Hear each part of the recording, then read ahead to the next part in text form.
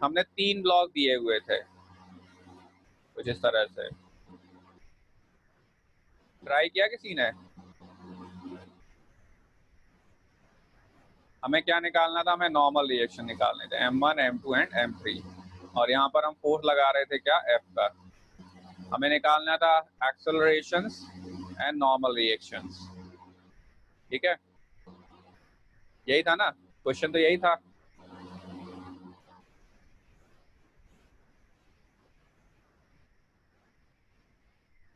ठीक।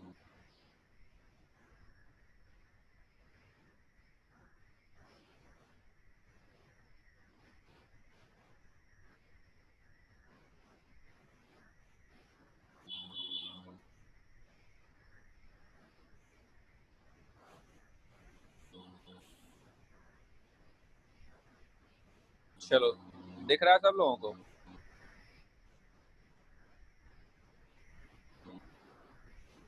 ठीक है, तो हमने एक क्वेश्चन दिया था जिसमें हमने कहा था 3 ब्लॉक हमने दिए थे। ठीक है, कुछ इस तरह से थे। एक का मास था M1, दूसरे का मास था M2 और तीसरे का मास था M3। और हमने यहाँ पर एक फोर्स लगाया था F का।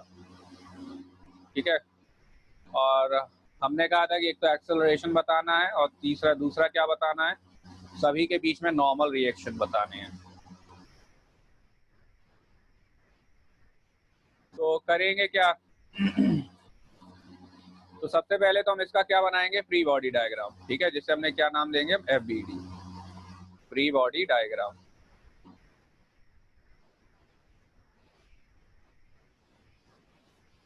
ठीक है, FBD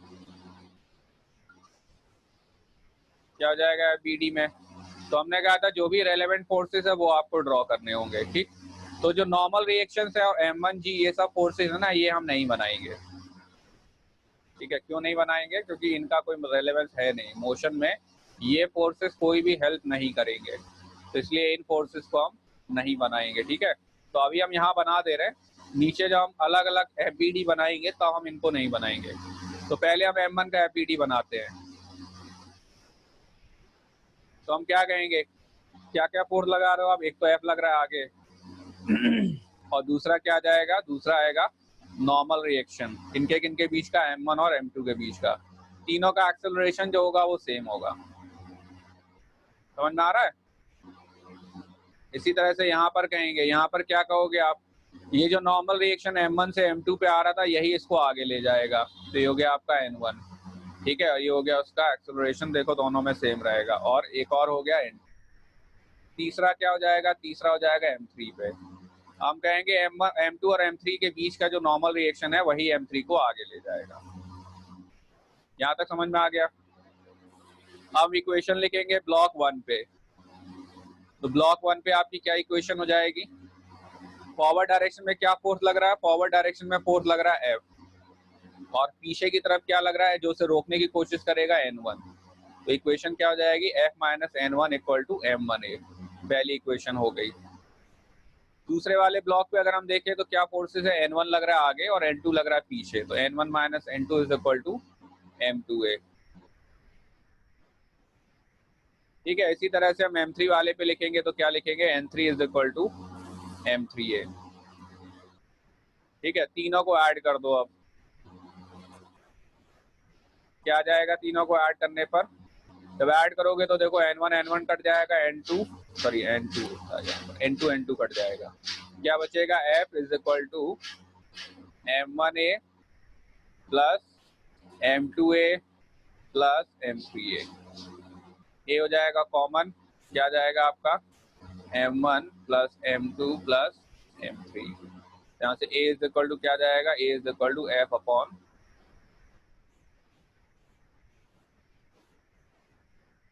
समझ में आ गया यहाँ तक? अब N2 निकालने के लिए आप क्या करोगे? N2 निकालने के लिए यहाँ पर आप पुट कर दोगे वैल्यू A की। क्या हो जाएगा? N2 is equal to M3। A की जगह आप क्या डाल दोगे? M3 F upon M1 plus M2 plus M3। ठीक है, अब N1 निकालने के लिए आप क्या करोगे? N1 निकालने के लिए आप N2 की वैल्यू उठा के यहाँ डाल दोगे, तो उससे आपको N1 मिल जाएगा। जरा बताएगा मैं N1 क्या आ रहा है कोई? इस वाली इक्वेशन में, सेकंड वाली इक्वेशन में N2 की वैल्यू पुट करो और N1 निकालो कितना आ रहा है।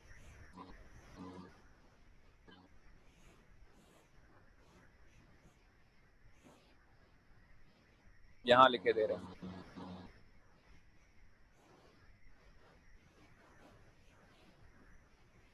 तो हमने क्या कहा, N1 माइनस N2, तो N1 इज इक्वल टू क्या हो जाएगा आपका, N1 is equal to M2A plus N2। N2 की वैल्यू पुट कर दो, क्या जाएगी N2 की वैल्यू, M3 ये हो जाएगा M2 इंटू में N2 की वैल्यू थी M3A, मतलब सेकंड और थर्ड इक्वेशन को आप चाहो तो ऐड कर दो, तो N2 N2 कट जाएगा और N1 इक्वल टू कितना आ जाएगा, N1 is equal to M2 plus M3 into में A। तो यहाँ पर आप A की वैल्यू पुट कर दोगे तो क्या आ जाएगा, M2 प्लस M3 इंटू में F अपॉन में M1 plus M2 plus M3। ठीक है, ये हो गया आपका आंसर किसका, एक्सेलरेशन नॉर्मल रिएक्शन N1 का। तो आपको A पता चल गया, ये हो गया A, आपको N2 पता चल गया, ये हो गया N2 और ये हो गया N1। समझ में आ गया सबको। अब देखो ये तो तरीका जो है वो लंबा है, छोटा तरीका कैसे यूज करेंगे, जो स्मॉल मेथड हो जाएगा। ठीक है,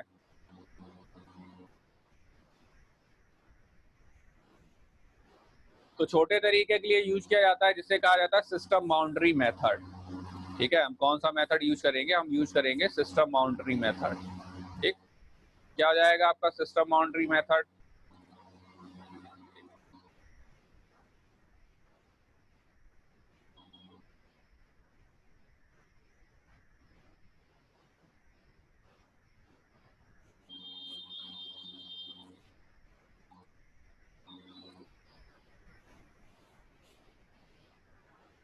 सर स्क्रीन नहीं दिखाई। एक मिनट।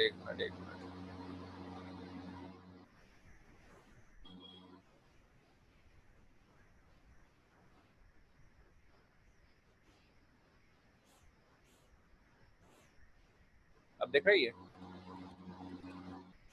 Yes sir. ठीक है।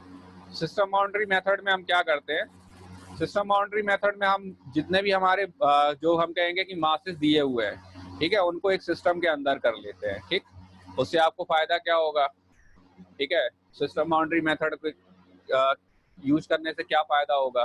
तो हमने कहा कि हमने मान लिया जो आपको 3 ब्लॉक दिए हुए थे, ठीक है, M1 M2 एंड M3, कितना फोर्स लगा रहे थे हम, F का फोर्स लगा रहे थे। ठीक है, तो हम पहले तीनों ब्लॉक को एक सिस्टम बाउंड्री में बंद कर लेते हैं।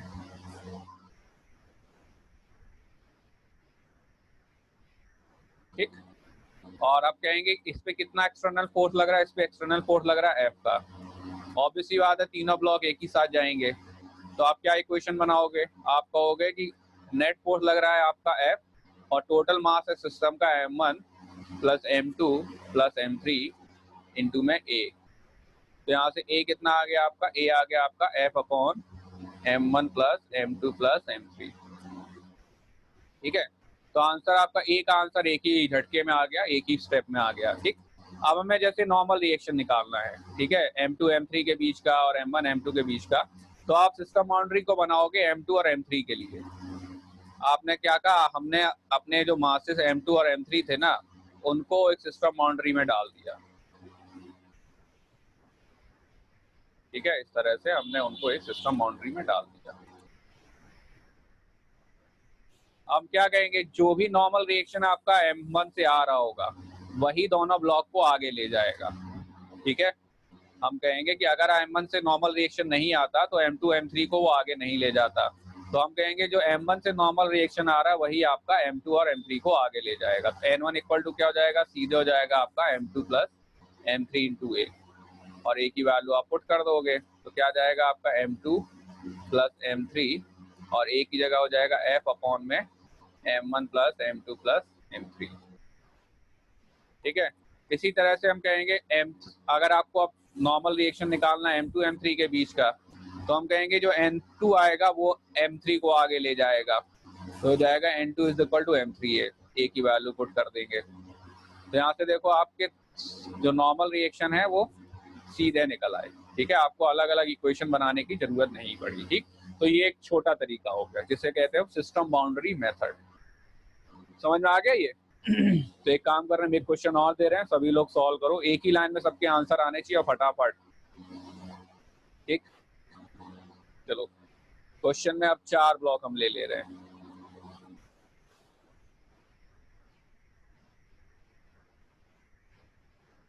M1, M2, M3 and M4 और हम फोर्थ लगा रहे हैं F का।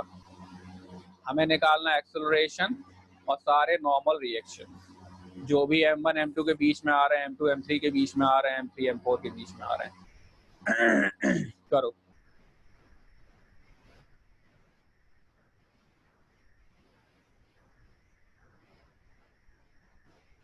ट्राई करो इसको, आंसर आना चाहिए 1 मिनट में, बहुत ज्यादा टाइम नहीं लगना चाहिए।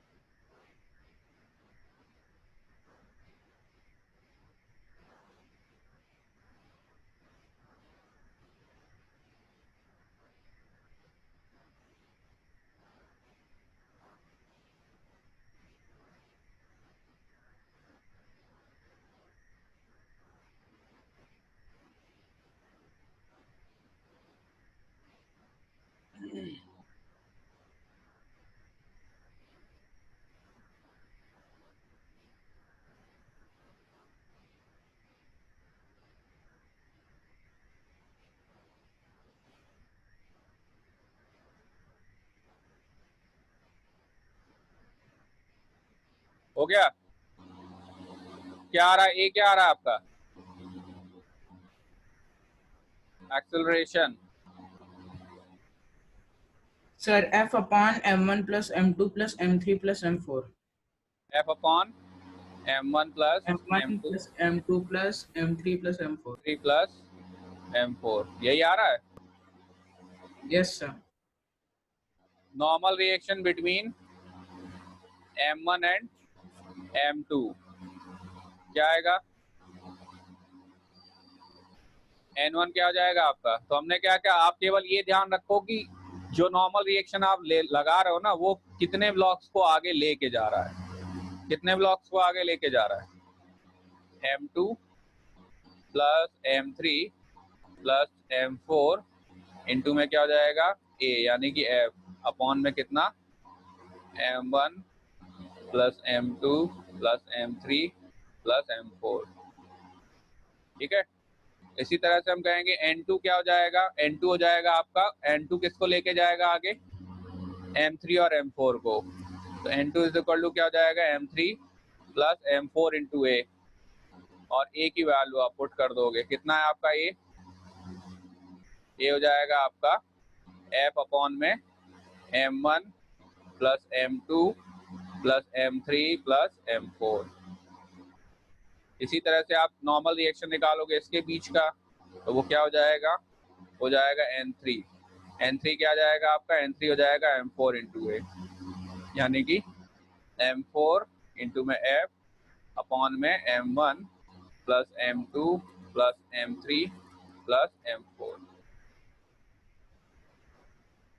समझ में आ गया? तो बस आप एक तरीका याद रखो कि किस तरह से हम सारे मासेस में एक्सेलरेशन निकालेंगे और नॉर्मल रिएक्शन निकालेंगे। नॉर्मल रिएक्शन निकालते समय बस आपको ये देख लेना है कि जहां पर भी आप नॉर्मल रिएक्शन निकाल रहे हो उसके आगे कितने ब्लॉक हैं, वो नॉर्मल रिएक्शन उनके आगे के सभी ब्लॉक्स को वो एक्सेलरेशन प्रोवाइड करेगा। ठीक है, तो इस तरह से आप चाहो तो आप सारे मतलब आप जो है वो कैलकुलेशन या इजीली जो है वो नॉर्मल रिएक्शंस और एक्सेलरेशंस की वैल्यू निकाल सकते हो। ठीक है, समझ में आ गई बात? तो अगर हम इसको जनरलाइज करें, N4 कितना आएगा? N4 सर N4 कितना आएगा? N4 कहाँ Yes, आएगा? sir. N3 तो आएगा, N4 कहाँ से आ गया? 4 ही ब्लॉक तो थे, तो 4 ब्लॉक थे तो 3 ही नॉर्मल रिएक्शन तो आएंगे। Okay, sir. अब अगर हम जनरलाइज करें, मान लो हम n नंबर ऑफ ब्लॉक ले लें,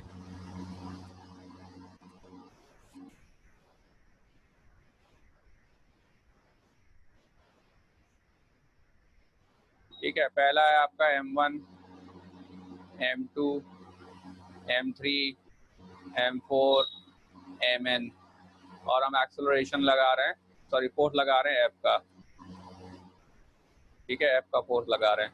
हमें निकालना है कि सारे एक्सेलरेशन निकालने, और क्या निकालना है हमें? नॉर्मल रिएक्शन निकालने सारे। क्या आ जाएगा एक्सेलरेशन?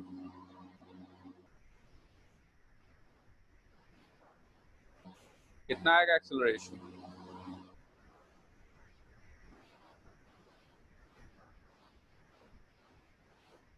क्या करेंगे एक्सेलरेशन निकालने के लिए? हम फोर्स को डिवाइड कर देंगे, कितने नंबर ऑफ मासेस थे? n नंबर ऑफ ब्लॉक्स थे।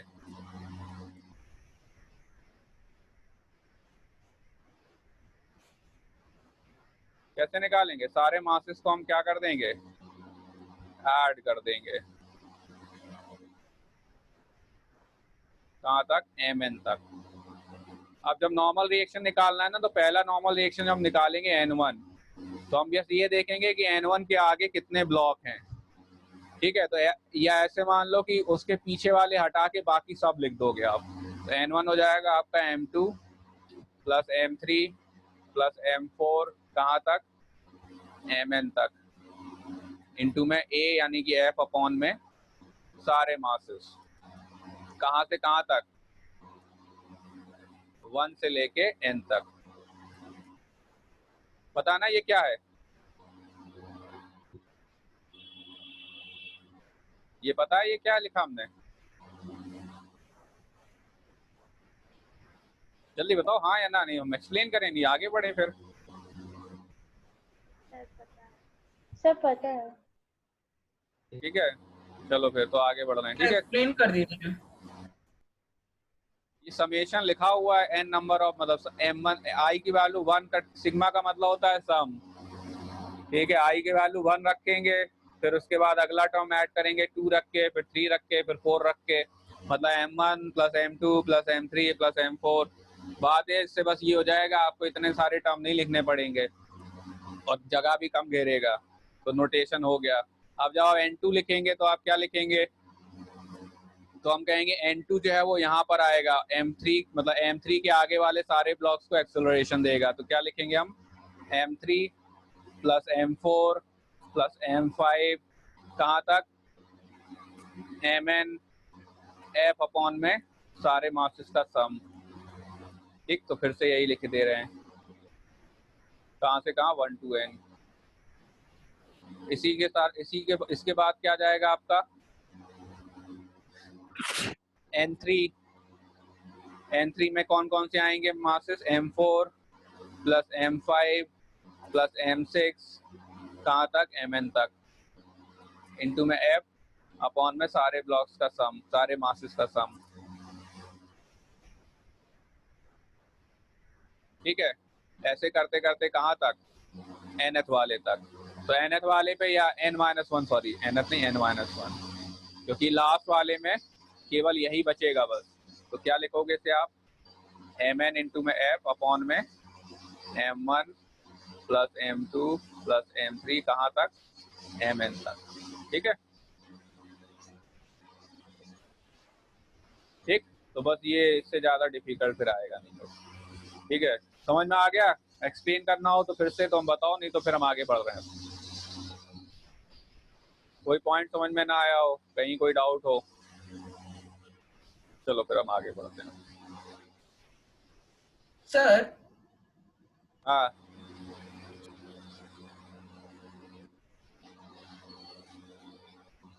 आपने कहा था अगर M1 नॉर्मल रिएक्शन दे तभी बाकी ब्लॉक्स बढ़ेंगे, सर कैसे?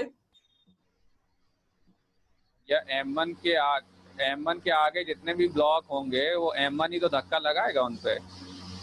यस हाँ, तो गाड़ी में हम क्या कहेंगे, अगर आप ट्रेन का इंजन हटा दोगे तो क्या बाकी डब्बे बढ़ जाएंगे? No sir. इंजन सारे डब्बों को खींच रहा होता है ना। Yes sir. तो बस वही बात है। तो हम कहेंगे कि जो भी ब्लॉक है उसके पीछे वाला ब्लॉक बाकी आगे वाले सारे ब्लॉक्स को ले जाएगा। कोई और मतलब समझ में आ गया? कोई और दिक्कत? आगे बढ़े। सर तो फिर ये N1 क्या F फोर्स के डायरेक्शन में होगा या उसके ऑपोजिट डायरेक्शन में होगा? M1 पे उसके अपोजिट होगा और M2 पे उसकी डायरेक्शन में होगा, एक्सेलरेशन के अलोंग। समझ में नहीं, क्या ऑपोजिट में? उसको भैया अपना जनरल सोच के देखो ना कि हमने 10 ब्लॉक लगा रखे हैं, हम धक्का लगा रहे हैं, तो कौन सा नॉर्मल रिएक्शन किस ब्लॉक पे काम कर रहा होगा, किस ब्लॉक का कांटेक्ट अगर हम हटा दें तो आगे बढ़ेंगे या नहीं बढ़ेंगे। ये तो नॉर्मल इमेजिनेशन है, उसको थोड़ा सा सोचो तो समझ में आ जाएगा, उसमें कुछ बहुत ज्यादा खास नहीं है भैया। M1 जो है जितने ब्लॉक आगे वाले हैं उनको सबको ये M1 वाला ब्लॉक आगे ले जाएगा। ऐसे ही M2 के आगे वाले सारे ब्लॉक को M2 से आने वाला जो नॉर्मल रिएक्शन सर वो ये आगे तो ले समझ जाएगा। में आ गया सर, ये तो हाँ, समझ में आ गया। तो फिर सर ये नॉर्मल रिएक्शन फिर सर ये फोर्स के सर नॉर्मल रिएक्शन मतलब अपोजिट जाएगा ना फिर तो? यह M2 पे उसके अलोंग लगेगा और M2 पे जो नॉर्मल रिएक्शन आ रहा होगा M1 पे उसके अपोजिट होगा। ठीक है सर, जब समझ में आ जब गया। M1 M2 पे लगाएगा तो उतना ही नॉर्मल रिएक्शन M2 M1 पे लगाएगा। समझ रहे हो बात? M2 से जितना नॉर्मल रिएक्शन हम कहेंगे M1 से जितना नॉर्मल रिएक्शन M2 पे आएगा, M2 से उतना ही नॉर्मल रिएक्शन M1 पे आएगा। तभी तो बैलेंस होंगे, तभी तो दोनों को ज्वाइन करोगे तो कैंसिल होंगे, नहीं तो कैंसिल ही नहीं होंगे। बात समझ में आ गई? Yes sir. तो फिर आगे बढ़ते हैं। ठीक है। तो ये तो आपके एग्जांपल हो गए नॉर्मल रिएक्शन के, ठीक। तो ये तो सिंपल एग्जांपल अभी हमने ले लिए थे, ठीक है। तो हम और एग्जांपल अभी लेते हैं, ठीक है, और कैसे नॉर्मल रिएक्शन बनाएंगे हम ये भी अभी देख लेते हैं। तो नॉर्मल रिएक्शन में पहले तो आपको ये ध्यान रखना है कि किस तरह से ड्रॉ करेंगे, ठीक है। तो एक और हम केस ले रहे हैं।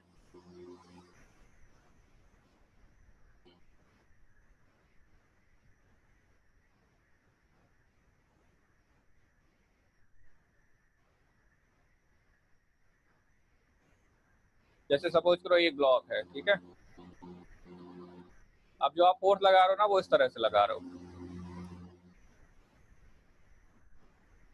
मास m हो गया और ये एंगल हो गया आपका थीटा।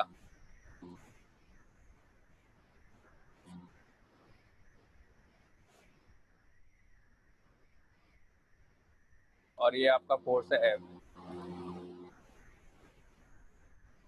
हमें निकालना है एक्सेलरेशन एंड नॉर्मल रिएक्शन।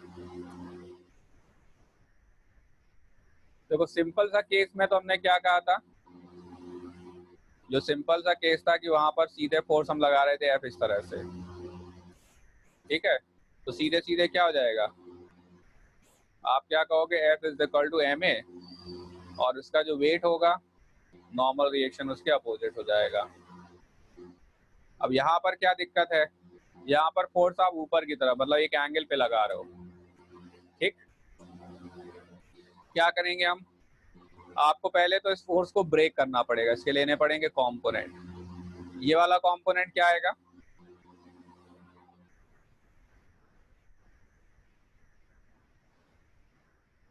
ये कंपोनेंट क्या हो जाएगा, ट्रायंगल में क्या है ये है बेस, और बेस के लिए क्या यूज करते हैं हम, cos थीटा। और वैसे भी आप ध्यान रखो हॉरिजॉन्टल कंपोनेंट होता है cos थीटा और वर्टिकल कंपोनेंट होता है sin थीटा।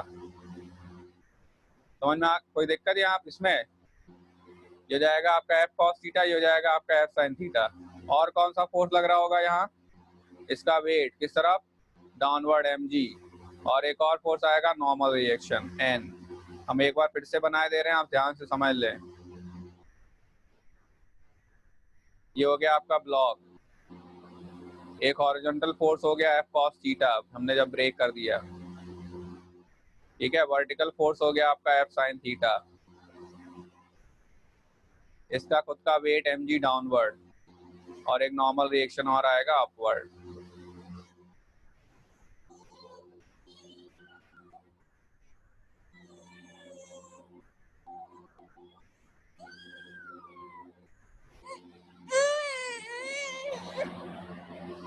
ठीक है, अब आप क्या कहोगे यहाँ पर? तो अच्छा, एक पहले तो आप थोड़ा सा खुद ये सोचें कि अगर हम ब्लॉक को इस तरह से फोर्स लगा के उठा रहे हैं या चला रहे हैं, ठीक है, इस तरह से फोर्स लगा के, तो नॉर्मल रिएक्शन की वैल्यू घट जाएगी या बढ़ जाएगी? जो नॉर्मल रिएक्शन इस पे आ रहा होगा उसकी वैल्यू में क्या चेंज होंगे, बढ़ेगा या घटेगा? घटेगा। नॉर्मल रिएक्शन कम हो जाएगा। क्यों कम हो गया नॉर्मल रिएक्शन?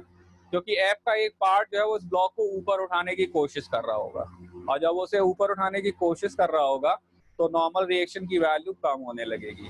समझ में आ रही बात? अच्छा, आगे जो इसको फोर्स ले जा रहा होगा वो भी कम हो गया। कितना फोर्स रह गया? केवल F cos थीटा, ठीक है। जो फोर्स इसे फॉरवर्ड ले जा रहा है वो केवल कितना रह गया? F cos थीटा रह गया है, ठीक है। तो हम इक्वेशन बनाएं अगर, तो हम कहेंगे हॉरिजॉन्टल फोर्स कितना लग रहा है? F cos थीटा, और ऑब्वियस सी बात है F cos थीटा ये से आगे ले जाएगा तो हम क्या लिखेंगे? F cos theta equal to ma, a is equal to क्या आ जाएगा आपका? F cos theta by m, ठीक है। अब हम बात करें वर्टिकल फोर्सेस की, तो क्या हो जाएगा आपका? वर्टिकल फोर्स क्या है? n है और F sin थीटा, तो n और F sin थीटा मिलके किसको बैलेंस करेंगे? आपके वेट को। तो n plus F sin theta equal to mg, तो आपका नॉर्मल रिएक्शन क्या आ गया? नॉर्मल रिएक्शन आ गया आपका mg minus F sin theta.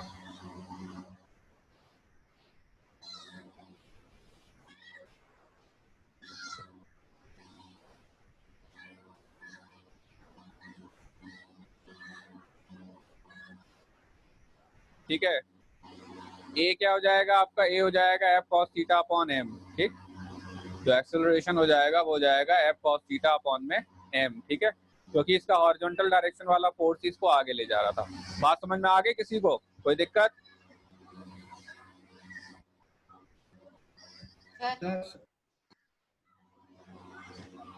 Sir हाँ, सर ये n plus F sine theta वाला बता दीजिए।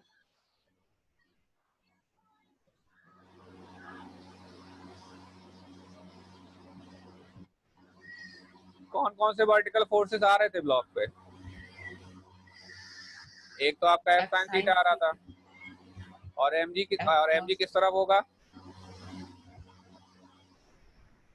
नीचे।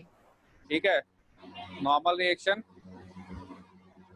तो देखो फोर्सेस, बट डायरेक्शन देखा करो, ऊपर और नीचे वाले फोर्सेस बराबर होने चाहिए, इक्वल एंड अपोजिट। ऊपर कौन कौन से फोर्सेस लग रहे हैं? जो ऊपर लग रहे हैं वो, जो देखो सेम डायरेक्शन में वो फोर्सेस जुड़ जाएंगे, जो अपोजिट डायरेक्शन में वो सब्ट्रैक्ट हो जाएंगे या उनके बराबर आप कर दोगे। तो वर्टिकल कौन कौन से फोर्सेस हैं? ऊपर डायरेक्शन में कौन कौन से फोर्सेस लग रहे हैं? n और एफ साइन थीटा। क्या हो जाएगा? n plus F sine equal to mg। n क्या आ जाएगा? ठीक है, यस सर। समझ में आ गया? Yes sir. चलो अच्छा।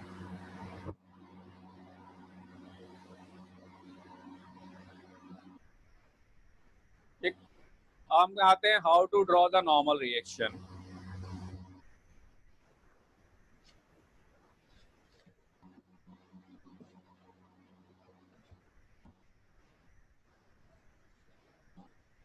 नॉर्मल रिएक्शन को हम ड्रॉ कैसे करेंगे, ठीक है। कई बार इसमें कंफ्यूजन हो जाता है। जैसे हमने क्या कहा था, नॉर्मल रिएक्शन है क्या? रिएक्शन फोर्स जो किसके लगेगा? X perpendicular to the surface, क्योंकि ये रिएक्शन फोर्स है, ठीक है, जो परपेंडिकुलर लगेगा किसके? सरफेस के। तो आप पहले तो आप कहोगे जो भी कांटेक्ट पॉइंट्स है आपके सरफेसेस के, ठीक है, उस पे आप पहले तो एक टेंजेंट ड्रॉ करते हैं, और उस टेंजेंट के परपेंडिकुलर जो आता है ना वो आपका नॉर्मल रिएक्शन आता है, ठीक। जब भी आपको कंफ्यूजन हो कि नॉर्मल रिएक्शन हमें कैसे ड्रॉ करना है, तो आप क्या करोगे, आप जो कांटेक्ट पॉइंट है ना उस पर एक टेंजेंट ड्रॉ करोगे और नॉर्मल रिएक्शन उसके परपेंडिकुलर काम करेगा। तो हम एक एग्जांपल अगर लें या दो के एग्जांपल आपके लें,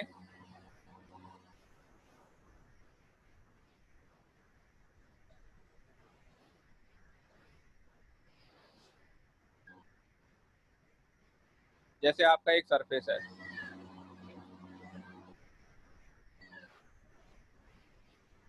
एक रॉड आपकी इस तरह से रखी हुई है,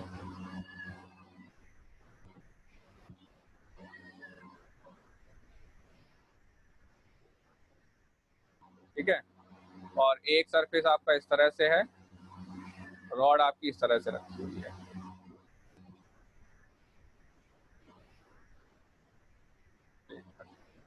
चलो सेशन कंप्लीट हो जाए तब बनाते डायग्राम, नहीं तो फिर जो है दोबारा बनाना पड़ेगा, ठीक है। चलो इस पे नॉर्मल रिएक्शन तब तक आप ट्राई करो, ये तो बन ही गया सही से कि नॉर्मल रिएक्शन यहाँ पर जो कांटेक्ट पॉइंट है इस पे किस तरह से आएगा और इस पे किस तरह से आएगा। बनाओ।